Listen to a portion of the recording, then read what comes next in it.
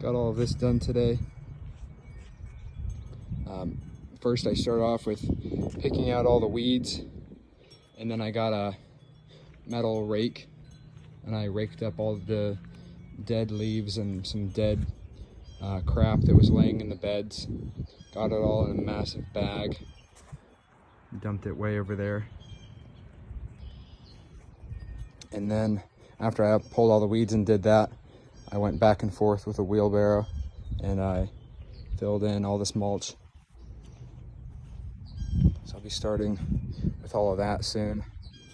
Getting all of that picked and raked up is going to take a little while. It might be a couple of days before that's all done.